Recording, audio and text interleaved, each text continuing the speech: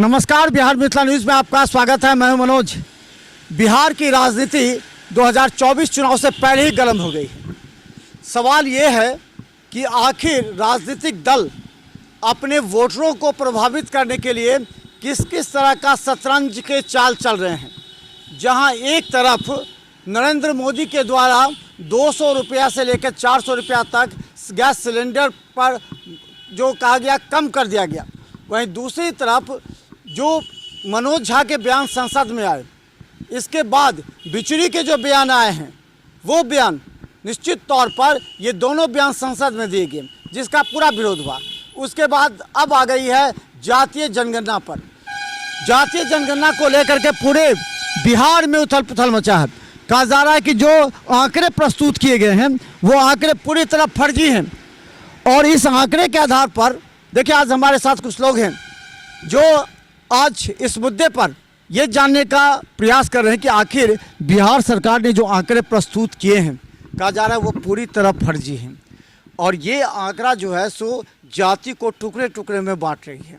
तो क्या लगता है कि ये फर्जी आंकड़ा जाति को टुकड़े में बांटा है चुनाव को लेकर? देखिए, तो मतलब आप लोग न्यूज़ बना रहे हैं, सब जगह घूम रहे हैं, जो हालात देख रहे हैं लोगों का बयान देने का।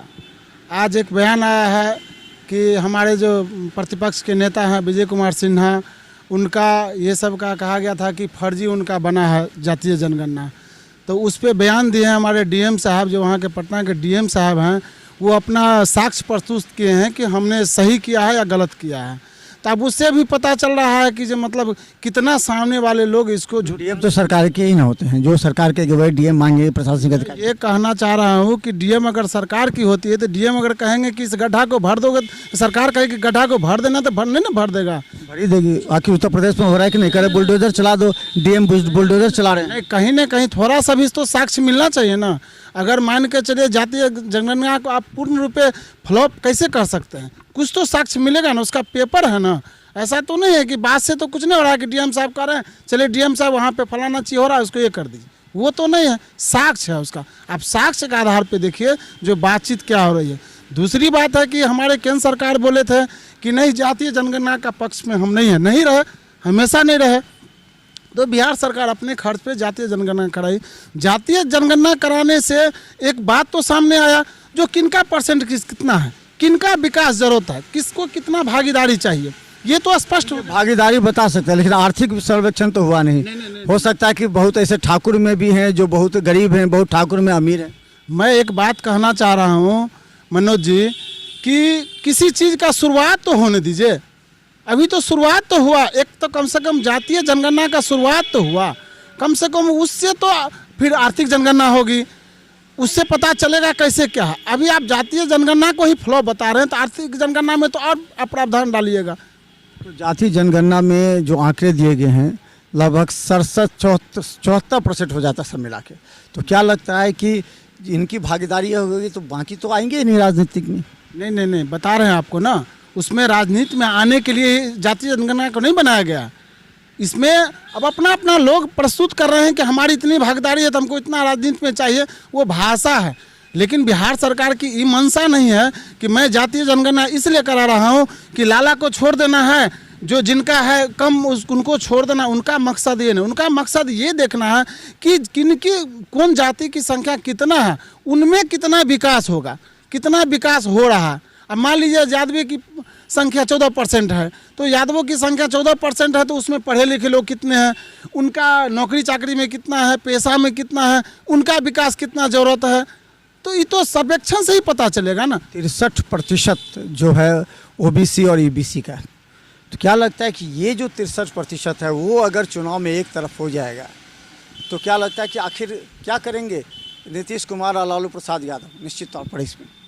देखिए, ये सब जो बात है ना एक होने का या अलग होने की, जो भी जनता है पूरे देश की बात कर रहे हैं, अपना अपना विवेक से ही कोई काम करता है। चाहे वो अपना बच्चे का विकास हो या देश का विकास देखे या गांव का विकास देखे, वो हमेशा कुछ न कुछ सोच के समझ के ही काम करती है। ये जो मनोज झा बोले जिसका विरोध हो रहा है, आखिर ब्राह्मण और राजपूत आपस में ही कई जगह लड़ गए हैं।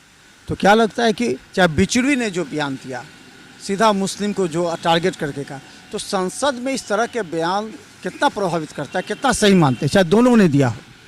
मैं उनका तो नहीं कह सकता हूँ, लेकिन मनोज झा जी के बारे में मैं एक बात बताना चाह रहा हूँ कि आप मनोज झा जी को देखिए कि संदर्भ क्या था। जिस समय वो बयान दे रहे थे उस समय संदर्भ क्या था, मामला क्या था। महिला आरक्षण था। महिला आरक्षण था, तो महिला आरक्षण को रखते हुए उन्होंने महिला का जो ठाकुर कहाँ से आ गए, कुआं कहाँ से आ गए? नहीं, मैं बता रहा हूँ ना, उसी चीज़ को मैं बता रहा हूँ। जब महिला आरक्षण की बात हुआ तो उसमें एक कविता था जो वाल्मीकि जी का था, जिस वाल्मीकि जी को आप बैन तो नहीं, अगर आपको अगर ठाकुर को इतना ही खराब लगा तो ठाकुर जिस समय वो कविता हुआ था उस समय ही बैन कर देते। सो तो बैन किसी आदमी ने तो किए नहीं। कहना चाहिए कि हमारे अंदर के राक्षस को मारिए, राक्षस के मारने की बात हो रही है। बात कहना चाह रहा हूँ, यही बात तो मैं कहना चाह रहा हूँ कि यदि ठाकुर समाज को लगा कि ये बयान गलत है, ये बयान खराब है, तो उस कविता को ही बैन कर देना चाहिए, बैन कर देना चाहिए, कविता को ही रोक देना चाहिए, कविता ही नहीं होना चाहिए। मनोज झा जी ने स्पष्ट रूप से कह दिया कि नहीं, हमारे अंदर भी ठाकुर हैं, संसद के अंदर भी ठाकुर है। उन्होंने कि नहीं, ठाकुर, आप ठाकुर की बात करिएगा, हजाम आते हैं ठाकुर में, सबसे पहले उनका नाम आता है। ठाकुर में ब्राह्मण आते हैं, ठाकुर में ठाकुर तो उस समय राजपूत को ही माना जाता था, एक समय था, वर्चस्व था। यही बात तालाब वो खुनवाते थे। मैं यही बात कहना चाह रहा लगा क्या नहीं कहा? मैं यही बात कहना चाह रहा हूँ कि अब जब समय बदल गया, आप ही कह रहे हैं कि समय बदल गया, ठाकुर समाज ही कह रहे हैं कि अब समय बदल गया, तो मैं कह रहा हूँ कि अब ठाकुर तो बहुत सारे लोग हो गए हैं। ब्राह्मण में भी ठाकुर हैं, राजपूत में भी ठाकुर हैं, आपका हजाम तो जन्मजात ठाकुर है ना, लेकिन बड़ी जन्मजात ठाकुर हैं। फिर उन ठाकुरों को क्यों नहीं इस बात का खराब लगा कि हमारे जाति को गाली दे रहे हैं? शायद इस पे आपको आ जाते, हजाम ही आ जाते आगे। तो फिर राजद के ही दोनों नेता लड़ गए। इस तरह कहना कि हम अगर राज्यसभा में रहते तो छाती पर चढ़ के तोड़ देते, कितना इसको सही? अब मैं उस बात को खंडन कर रहा हूँ कि हमारे जो लवली आनंद के जो आनंद मोहन जी हैं, आप उनका सारा इतिहास जान रहे हैं, वो कैसे कैसे करके अभी राजद नहीं तो बचाया, अभी तो जेल में रहते। राजद में लालू यादव और नीतीश कुमार बचाए, उनकी बेटी की शादी में गए, तो क्या लगता है मनोबल नहीं बढ़ेगा? मैं इसी बात को कहना चाह रहा हूँ कि लोगों को लगा कि आप अच्छे कर्म के लिए, अच्छे काम के लिए आएंगे समाज में, इसीलिए हमारे पार्टी ने उनको सपोर्ट किया। अगर आपको अब आने के बाद लग रहा है कि नहीं हमको अभी भी बाहुबली ही चाहिए, तो ये आपकी मंशा है, उसमें तो कोई किसी कार्रवाई क्यों नहीं करे? इतने दिन तो कार्रवाई होनी चाहिए थी, उनको हटा दिया जाना चाहिए था। देखिए, हमारे जो पार्टी के राष्ट्रीय अध्यक्ष हैं उन्होंने स्पष्ट रूप से बयान दे दिया है जो उनको बयान देना था।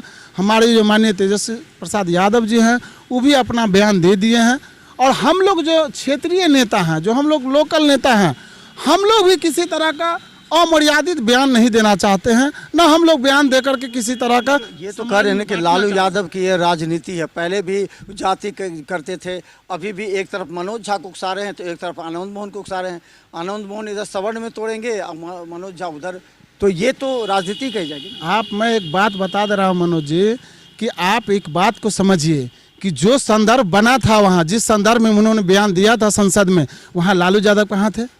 लालू यादव तो कहीं है नहीं ना, ऐसा तो नहीं प्लान बना। कभी अगर प्लान बनता, बीजेपी कहते हैं कि प्लान बना करके किया। मैं वही बात अब तो देखिए, जहाँ जुमलेबाजी की सरकार है, अब सिर्फ मंदिर और मस्जिद लेके ही चुनाव तो वो जीत रहे हैं।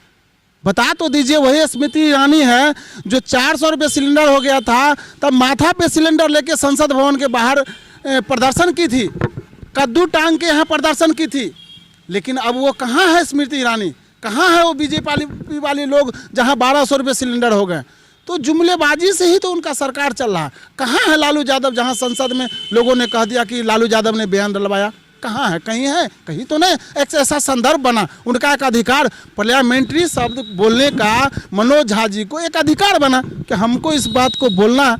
और हमारे आज ठाकुर समाज और ब्राह्मण समाज जो लड़ाने की बात हो रही, सिर्फ कौन बात कर रहे हैं? एक ओनली पर्सन सिर्फ है जो आनंद मोहन जी इस बात को उठाए, और इस बात को लेकर के क्यों? क्योंकि उनको हो सकता है कुछ अलग मंशा हो उनकी। इसमें तो लालू यादव उनकी भी, या ये लालू यादव के भी हो एक मंशा कि चलो आनंद मोहन के बहाने हम राजपूत और ब्राह्मण को तोड़े, जितना तोड़ेंगे उतना फायदा होगा इंडिया गठबंधन। नहीं, आप एक बात बताइए, अगर ऐसी बात होती तो हमारे माननीय लालू प्रसाद यादव जी कुछ अलग तरह के बयान देते, जिससे आप बताइए, अगर कहीं आग लगता है तो वहाँ धुआं जरूर उठता है, अगर आग लगता है तो धुआं उठ जाता। इनके हमारे राष्ट्रीय अध्यक्ष जी के बयान में आपको कहीं ना कहीं दिख जाता। तो कार्रवाई क्यों नहीं? लोग पूछ रहे हैं, अगर ऐसा है तो कार्रवाई करते लालू यादव, उसको हटा दें, उसको पार्टी से निकाल दें। मैं बता रहा हूँ, जब समय आएगा, जब ऐसा कोई परिस्थिति आएगा, ऐसा कोई बात आएगा, तो निश्चित रूप से उस पर भी किसी न किसी तरह का कोई न कोई चर्चा हमारे राष्ट्रीय अध्यक्ष जी करेंगे। इसके लिए पार्टी के शीर्ष अधिकारी लोग हैं, आला नेता लोग हैं, इस पे सारे के सारे लोग बैठ के विचार करेंगे जो करना क्या है। लेकिन मैं एक इस बयान के माध्यम से एक बात कहना चाह रहा हूँ कि कहीं किसी तरह का राजपूत समाज का कहीं से भी कोई बयान में नहीं दिखता है जिससे लगता है कि राजपूत समाज का कहीं कोई तरह का ऐसा अमर्यादित बयान दिया गया है उनके ऊपर। तो चलिए, खासकर हम बता दें कि आप जिस तरह की राजनीति देख रहे हैं, इस राजनीति में सभी अपनी गोटी सेकने के फिराक में हैं। सभी राजनीतिक दल चाह रहा है कि एक भी मौका नहीं चुकने पाए, जिससे हमारा अगर 10%, 5% वोट ही बढ़ जाए तो वो हमारे लिए काफ़ी होगा। इसमें तोड़ो जोड़ो, ये तो तोड़ जोड़ ही होगा ना। कि अगर हम ये कह दें कि आप बढ़ई में भी 3 हैं, राजपूत में भी 3 हैं, यादव में भी 3 हैं, जाति को बांट खंड खंड बांट दिया है, ये एक आरोप लग रहा है। ये सब पॉलिटिकल बात है। अपने अपने वोट के लिए लोग तरह तरह के राजनीति करते हैं। तो अब ये जाति को अलग अलग टुकड़े में बांट करके दिखाना कितना सही है? अभी तो सरकार का मंशा इस तरह का था। कौन सरकार का? अभी जो प्रेजेंट में नीति बिहार सरकार का, कि जो टीचर के द्वारा सही जनगणना हुआ है, जिला के द्वारा सही जनगणना हुआ है। अब इसको लोग फर्जी 25% तो लोग कह रहे कि हमारे यहाँ आया ही नहीं। एक मोहल्ले में तो बैठ के, एक जगह बैठ करके आप पूछ करके नहीं, ये तो गलत है। पहली चरण में घरगणना किया गया, उस प्रत्येक घर पर जाके प्रत्येक नंबर दिया गया। नंबर अगर एक घर में नहीं जाता तो नंबर गलत हो जाता। इसको पहले चरण में ये हुआ कि घरगणना किया गया, और दूसरा चरण में गणना किया गया, उसमें एक भी घर छूटा नहीं गया।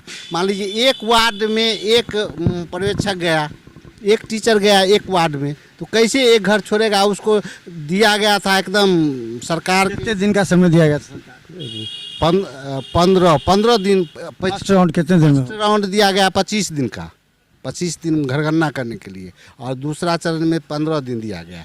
प्रत्येक घर एक। लेकिन जब रिपोर्ट मांगा गया, कितने घंटे में कहा गया कि जल्दी से आप रिपोर्ट जमा कीजिए? वो तो किया हुआ था ही, वो तो किया हुआ था इस सब को। वो तो कोर्ट का आदेश जब हुआ तब न किने से उसको रोक दिया गया, फिर कोर्ट का आदेश हो गया तब तो किया हुआ था, वो सब दे दिया गया था। कोर्ट को लगता है कि ये जो गणना किया गया वो ठीक है? ठीक है, एकदम ठीक है। ठीक है। अच्छा, ये बताइए कि इस तरह लेते हैं आप कि अब 14% यादव को मिलेगा सीट, 14% तो नौकरी में होना चाहिए। लालू प्रसाद यादव ने तो इन लोगों के शिक्षा पर ध्यान दिया नहीं। क्यों नहीं होगा? 14% तो संख्या दिखा रहा है, 14% तो होना चाहिए ना, चाहे विश्वविद्यालय में हो, विद्यालय में हो। नहीं होगा। अगर जाति आधारित टूटेगा, अगर जाति आधारित लोग, ये अच्छा है कि जाति सब बट गए, हिंदू बट गया। लोग कहते हैं कि हिंदू बट गया, सनातन धर्म को बांटने का प्रयास किया जा रहा है वोट। कितना समय? हमको नहीं। तो हम बता दें कि देखिए, बहुत से ऐसे मुद्दे हैं जिस पर जनता को भी गंभीरता से ध्यान देने की आवश्यकता है। एक थाली में खाने वाले लोगों को बांटा जा रहा है, दूसरी तरफ हिंदू मुस्लिम कह करके राजनीति अपनी चरम पर ला रहे हैं। क्योंकि बीजेपी को अगर सरकार बनाना है तो हिंदुओं को एक करना होगा, जिनकी 84% आबादी है। अगर इंडिया गठबंधन को अगर चुनाव जीतना है तो हिंदुओं को तोड़ना होगा, और इसी के लिए एक जाति जनगणना एक बड़ा कदम है, जिससे अगर हिंदू टूटेंगे तो निश्चित तौर पर इसका फायदा इंडिया गठबंधन को होगा, जो विपक्षी नहीं चाहते हैं। सीधा मोदी सरकार चाहती है कि इस जो जाति जनगणना उसका विरोध कर रही थी, और अब यह मुद्दा सामने आ गया है कि कर रही है कि इसकी CBI जांच हो। देखिए आखिर मुद्दा क्या होता है। अभी काफ़ी समय, ये फर्स्ट राउंड है, हो सकता है कि नीतीश सरकार ने भी चाहा है कि इसमें कुछ बदलाव आए। अगर इसमें कहीं त्रुटि है तो उसको जांच कर दे, एक टेक्निकल कमेटी की गठन की जाएगी जो जहां से समस्या आएगी उसकी जांच करेगी, क्योंकि बिहार सरकार नहीं चाहती है कि इस पर कोई भी आरोप लगे। देखते रहिए बिहार मिसाल न्यूज़, क्योंकि हर जनता की आवाज़ हम आप तक पहुंचाने का प्रयास करेंगे। धन्यवाद।